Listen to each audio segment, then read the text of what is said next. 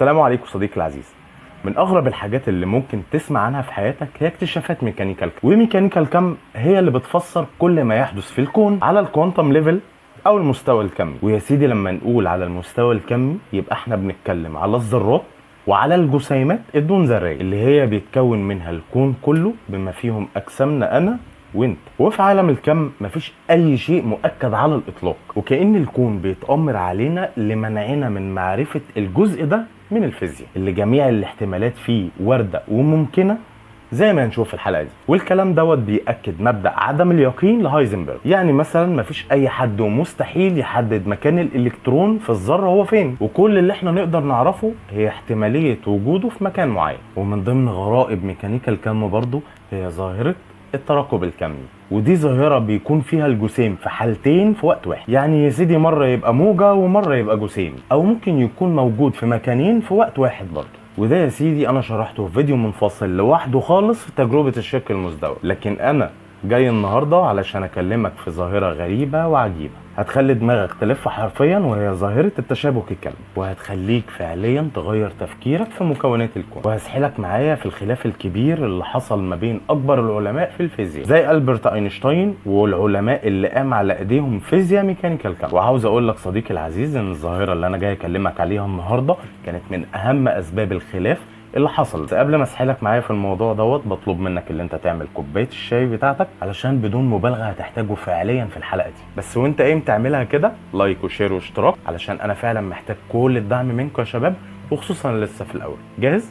يلا بينا. من كام سنه فاتوا ناسا اعلنت عن اكتشاف مجموعه شمسيه شبه بالظبط المجموعه الشمسيه بتاعتنا في كوكب شبه الارض وكمان صالح للحياه. والمجموعه دي بتبعد عنك 40 سنه ضوئيه. ولو بتحب واحده والبت ديت مثلا سافرت الكوكب دوت وحبيت تبعت لها رساله، فحب يا اخويا ابشرك ان الرساله ديت هتتبعت في 40 سنه. وكمان احب ابشرك زياده ان انت هتستنى 40 سنه كمان علشان تستقبل رساله منها، وعلى ما هتستقبل الرساله منها فهتبقى عدت 80 سنه كامله علشان ترسل وتستقبل رساله مبعوثه وطايره بسرعه الضوء. وهنا يا صديقي احب انصحك نصيحه، يا اما تكرف للموزه وبناقص علشان لما هتيجي ترسل وتستقبل منها رساله هتبقى عدت 80 سنه كامله وهتكون ساعتها مت وشبعت موت، او يا صديقي تستخدم حاجه اسمها التشابك الكمي.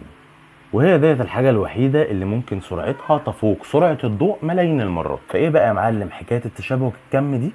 تعال نشوف. احنا عرفنا في تجربة الشك المزدوج او الدبل سليت اكسبيرمنت ان الالكترون بيتصرف على انه موجة، ومع وجود مراقب بيتصرف على انه جسيم. وده معناه صديقي مرعب ان الالكترون واعي ان احنا بنراقبه فبيغير من سلوكه. والاغرب بقى ان المراقب اتغير مكانه بعد الحاجز مش قبله. قال يعني بنضحك عليه؟ قال يعني ما بنراقبوش. والباشا عارف اللي احنا بنراقبه اما غير في ماضيه بعد ما عرف مستقبله. والموضوع دوت يا صديقي احنا شرحناه بالتفصيل، ويا ريت ترجع لحلقه الشق المزدوج. والتجربه دي بعد ما عملها لويس دي بروي قلبت المجتمع العلمي حرفيا، وخصوصا لما شارك فيها 2 من اكبر علماء الفيزياء في القرن العشرين وهم شرودنجر وماكس بور. حضرتك شرودنجر شارك برأي او معادله بتقول اننا نعرف الالكترون مكانه موجود فين في الموجه بالظبط. وهنا طلع له ماكس بور زي القدم المستعجل وقال له ان المعادله بتاعتك يا شرودنجر ممكن تديني احتمال الالكترون موجود فين، لكن عمرها ما هتاكد 100% وعمرها ما هتديني جواب قاطع ان الالكترون موجود في الحته دي او دي بالظبط. وفكره ان الالكترون او الجسيمات الكميه عندها وعي وبتفكر وبتاخد الهيئه بتاعتها بناء على رصدك انت، هو ده الجنان حرفيا. وهي دي متعه ميكانيكا الكم صديقي العزيز. طب اقول لك على حاجه كمان، الالكترون كمان بيعمل حاجه غريبه جدا. اي الكترون عنده خاصيه دوران حوالين محوره. تيجي تقول لي يا عم الحاج اذا كان هو احتمالات اساسا هتقول لي بيدور حوالين محوره؟ هشرح لك. الالف ب فيزياء بتقول اي جسم في الدنيا عنده شحنه وبيتحرك بينشا عنه مجال مغناطيسي. الالكترون ليه شحنه سالبه وبيتحرك، وقدرنا كمان نعرف حركته عن طريق المعادله الموجيه لشرودنجر. اذا الالكترون بينشا عن حركته مجال مغناطيسي. وزي يا صديقي ما درسنا في الفيزياء عن طريق اتجاه حركه الشحنه نقدر نعرف اتجاه المجال المغناطيسي عن طريق قاعده فليمنج اليد اليمنى، ده لو اصلا حد فاكرها. ولما جم يحددوا المجال المغناطيسي اللي الالكترون بيكونه لقوا ان الالكترون لازم يدور حوالين محوره علشان يدي المجال المغناطيسي المميز ليه. حضرتك دلوقتي هتيجي تسالني وتقول لي لازم، يعني مش اكيد؟ الصراحه هرد عليك واقول لك لا مش اكيد، لان منطقيا وعقليا الالكترون ما ينفعش يدور حوالين محوره، لان قيم المجال المغناطيسي بتاعته لما طلعت بتقول لهم ان الالكترون بحجمه الصغير ده لازم يكون بيدور حوالين نفسه بسرعه تتخطى ملايين المرات سرعه الضوء. واينشتاين اثبت بما لا يدع مجالا للشك في النسبيه ان مفيش سرعه تقدر تتجاوز سرعه الضوء. ونتيجه الكلمتين اللي احنا قلناهم دول ان اتجاهات المجال المغناطيسي قالت لنا ان الالكترون لازم يدور حوالين محور، وقيم يا سيدي المجال المغناطيسي قالت لنا ان الالكترون ما ينفعش يدور حوالين محوره. انت فاهم حاجه؟ اصل انا مش فاهم، انا اللي بشرح لك مش فاهم، فيعني اديني عقل. وبتوع ميكانيكا الكم مش هيسيبوا الدنيا كده، لازم كل حاجه يكون ليها تفسير، حتى لو التفسير دوت الجنان بعينه، بس مش مشكله. قال لك ايه بقى يا سيدي؟ قال لك ان دوران الالكترون حوالين محوره دي صفه بيتمتع بيها الالكترون، بس احنا مش عارفين بتعمل ازاي. الله عليك. المهم يا صديقي، ما علينا من النقطه دي. بص يا سيدي، في الفيزياء بيرمزوا للدوران عن طريق سهم. لو الدوران مع عقارب الساعه فبنرمز للسهم لتحت، اما لو عكس اتجاه عقارب الساعه فالسهم بيبقى لفوق. المهم يا سيدي، العلماء جابوا شعاع من الالكترونات وقسموا لشعاعين، وشافوا اتجاه دوران الالكترونات في كل شعاع منهم، فيلاقوا ايه بقى؟ يلاقوا ان قيمه شعاع اتجاه دورانه لفوق يعني عكس اتجاه عقارب الساعه، والشعاع الثاني لتحت يعني مع اتجاه عقارب الساعه. والمهم يا سيدي، خدوا الشعاع اللي بيلف عكس اتجاه عقارب الساعه ده وقسموه لشعاعين تانيين، ورجعوا شافوا اتجاه الالكترونات في شعاع منهم، فيلاقوا ان شعاع منهم بيدور عكس اتجاه عقارب الساعه والتاني بيدور مع اتجاه عقارب الساعه. والنبي يا شيخ اديني عقلك، لما المصدر نفسه بيدور عكس اتجاه عقارب الساعه، ازاي بيديني شعاعين كل واحد فيهم بيدور في اتجاه؟ ولما كانوا بيقسموا شعاع بيدور في اتجاه معين كان بيتقسم لشعاعين كل واحد فيهم بيدور عكس اتجاه التاني. وعلماء ميكانيكا الكم كالعاده ادونا تفسير عاوز يتفسر اساسا. قال لك يا سيدي، قال لك ان الالكترونات دي بتلف في جميع الاتجاهات، قال لك وقت واحد، ولما بيترصد بيختار مكان واحد معين يلف فيه، وده معناه الجنان باين ان الالكترون بيلف في اتجاهين مختلفين عن بعض في نفس ذات الوقت. لا اله الا الله، لا اله الا الله. الواد بيروح مننا يا جدعان. انت هنكت صح؟ انا هنكت وربنا، والله هنكت، بس قشطه هنكمل عشان خاطرك. المهم، طالما قلنا الالكترون بيدور في جميع الاتجاهات في نفس الوقت، فبالاستنتاج دوت مفيش حاجه اسمها معدة مسبقا، وكل حاجه احتمالها وارد. مين بقى اللي كان قاعد عمال بيتذائب ومستني غلطه لبتوع ميكانيكا الكام؟ بالظبط بابا المجال اينشتاين. قال لهم انتوا ايه، هتكفروا ولا ايه؟ يعني انتوا كده بتقولوا ان مفيش حاجه بتعتمد على القضاء ولا القدر، وكل حاجة ماشية بالاحتمالات، وكل حاجة فيها وردة. ويقول جملته الشهيرة ان الله لا يلعب النرد، وده معناه يا سيدي ان الله سبحانه وتعالى كاتب كل حاجة ومش سايب الدنيا في الخلاط، وكل حاجة ليها قضاء وقدر. ومين بقى كان قاعد وسمع الكلام دوت وسخين؟ نيلز بور. قال له ايه يا عم، وانت تكفرنا ولا ايه؟ وراح قايل له جملته الشهيره: لا عليك اخبار الاله بما يجب ان يفعل. انما بقى يا سيدي اينشتاين يسكت؟ لا، دور فيهم الضرب كلهم. وسنه 1935 نشر ورقه بحثيه باسم اختصاره EBR، وهو الاسم الثاني لكل عالم شارك في البحث ده: اينشتاين وبودولسكي وروزن. والطرح المثير اللي كان في الورقه دي كان بيتعلق بسلوك الالكترون واتجاه الدوران، مع سؤال: ازاي سلوك دوران الالكترون دوت بيحصل وكل واحد فيهم بيلف عكس اتجاه التاني؟ وليه الالكترون ما بيلفش مع اتجاه اخوه مثلا؟ ما هي بالمزاج بقى. فعلماء ميكانيكا الكم بيقولوا ان حزمتين الالكترونات اللي بيلفوا عكس بعض لازم محصلتهم تكون صفر، وعلشان كده كل واحد فيهم بيلف في اتجاه عكس التاني. طب يا عم فهمني الكلام ده بناء على ايه؟ لا هو مش بناء على حاجه، انا بجاوب. وخد دي كمان علشان يلا تكمل بقى: ان الالكترون اللي موجود في جميع الاتجاهات ده وبيدور في جميع الاتجاهات ده لحد ما راقبه فيختار ان هو يلف في اتجاه معين، فيبعت رساله لاخوه ويقول له ان انا اخترت اللي انا الف في الاتجاه ده، فلف انت عكس الاتجاه. والرساله دي يا سيدي بتتبعت لحظيا حتى لو هم بعيد عن بعض بمليارات السنين الضوئيه، وحتى بمسافه الكون كله. وهو ده يا صديقي ظاهره التشابك الكمي او الكوانتم انتانجلمنت. اينشتاين بقى يا سيدي كان واقف وعمال بيضرب كف على كف. له بس مالك يا عم البرت في ايه؟ يقول لك الناس دي مجانين، الناس دي بتقول ان الالكترون بيبعت لاخوه رسائل لحظيه حتى لو بمسافه الكون كله، وده معناه ان الرسائل ديت بتتبعت بسرعه اسرع من سرعه الضوء. وانا حضرتك اثبتت في النسبيه ان مفيش سرعه بتتجاوز سرعه الضوء، يعني ولاد الهرمه دول بيضربوني النسبيه بتاعتي. وفعلا اينشتاين اثبت في النسبيه ان مفيش حاجه اسرع من سرعه الضوء. اينشتاين يا سيدي اثبت في معادلاته ان كل ما زادت السرعه زادت معاها الكتله، وعلشان جسم يمشي بسرعه الضوء لازم تكون كتلته لا نهائيه، وكتله لا نهائيه يعني طاقه لا نهائيه. والكلام ده حضرتك ما فيهوش اي منطق ولا عقل. فازاي يا سيدي جسمين يبقى بينهم ترابط يقدروا يبعتوا رسائل لبعض اسرع من سرعه الضوء؟ وهنا يا سيدي لازم نرجع للورقه البحثيه اللي اتكلمنا عليها من شويه، لانه المفروض هو هو جاوب على السؤال ده، افترض ان الاجسام دي بتعمل حاجه اسمها العوامل الخفيه او الهيدن فاريبلز، وده معناه ان الالكترونات فيها حاجه زي الميموري كده، كل حاجه معده فيها مسبقا، ولو اتغير اتجاه واحد منهم فالتاني عارف التسلسل اللي هيتغير عليه الجسيم التاني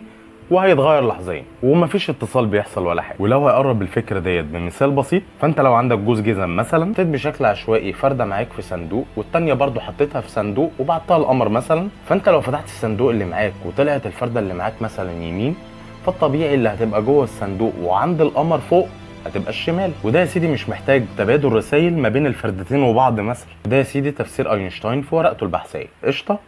تمام.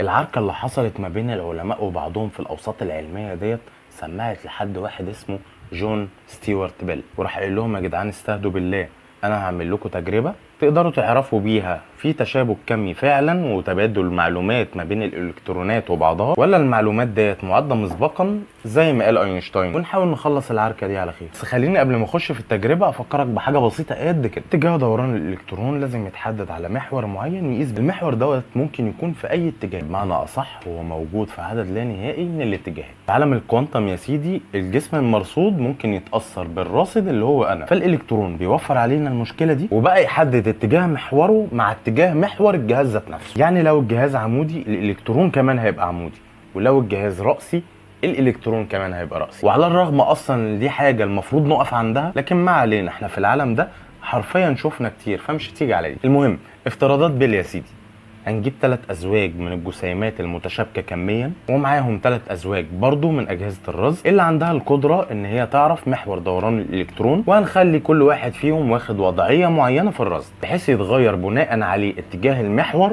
وبناء عليه هيتغير اتجاه الالكترون. وهنسجل يا سيدي اتجاه دوران كل جسم من الثلاثه بناء على تغيير اتجاه محور اتجاه الثلاثه التانيين اللي لينا تحكم فيهم عن طريق تغيير جهاز الرصد. وبتتكرر العمليه ديت بقى يا سيدي بشكل عشوائي ونشوف النتائج. ولو كلام اينشتاين صح تبع التغيرات المخفيه، فنتيجه الرصد عمرها ما هتطلع صح كل مره، ولازم يبقى في نسبه خطا واللي هي تقريبا تلت المرات، اما التلتين التانيين فاكيد هيطلعوا صح. اما لو النتيجه طلعت دايما متوافقه فاكيد في تشابك كامل، فعلا في انتقال بيانات ما بين الجسيمات وبعضها بسرعه اعلى من سرعه الضوء. بيل يا سيدي كان مجهز على الكلام دوت، لكن للاسف ما عرفش يكمل التجربه لحد ما جه 3 علماء، اولا الامريكي جون كلوزر، والنمساوي انطون زيلينجر، والفرنسي الان اسبك. والثلاثه دول اللي فازوا بجائزه نوبل في الفيزياء سنه 2022. وده يا سيدي نتيجه لجهودهم في اثبات خطا اينشتاين في المتغيرات المخفيه اللي قال عليها في ورقته البحثيه اللي احنا اتكلمنا عنها، واثبات بما لا يدع مجالا للشك